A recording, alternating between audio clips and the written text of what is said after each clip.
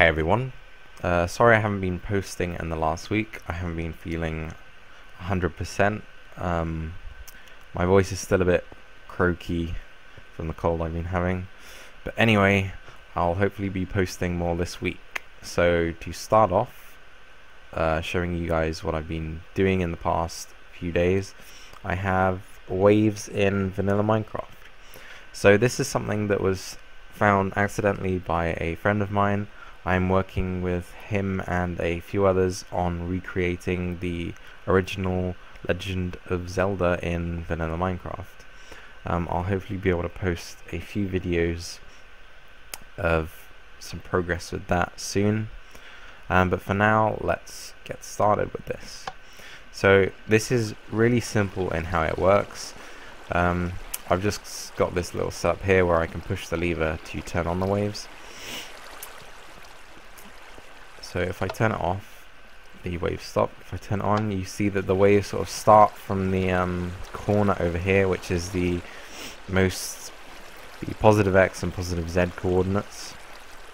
And then over time, it slowly gets more random in the water movements.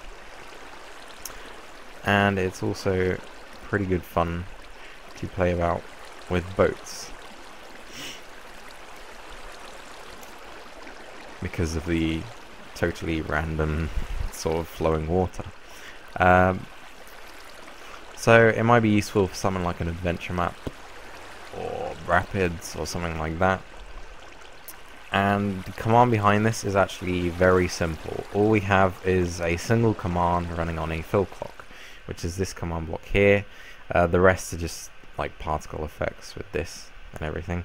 So it's just this command block here, and what it does is it fills that area with flowing water 1 and replaces air only. So essentially what happens is, if I take this block here for example, I can actually do this. No, that's just going to keep filling it. Okay, so this block here, whenever it is flows down to just an air block again, it gets refilled, and then neighboring blocks also affect what level it is, so it sort of just creates this random mess of water. And one cool thing that I didn't realize was possible is you can actually change the game rule for random tick speed, and so the default I believe is 3, and so that gives this sort of Minecrafty feel to it. Obviously this affects things like leaves and growth and everything as well, so you might not want it, but it is a cool sort of effect. So if I set it as something higher, you can see that the water goes very, very, very quickly.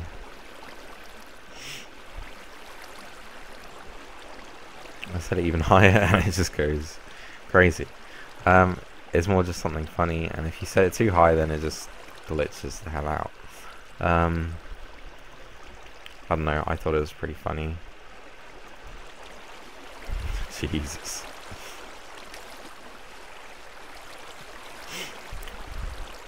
So yeah, obviously you wouldn't want it at that speed.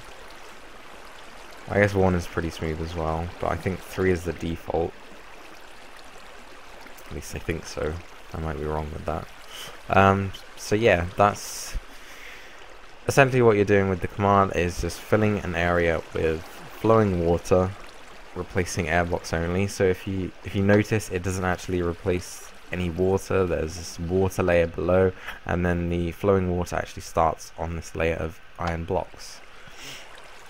And then so over time, it just creates this sort of random mess of water, which I think looks pretty cool. It also looks pretty cool in like natural Minecraft rivers as well. There is, however, one downside to this.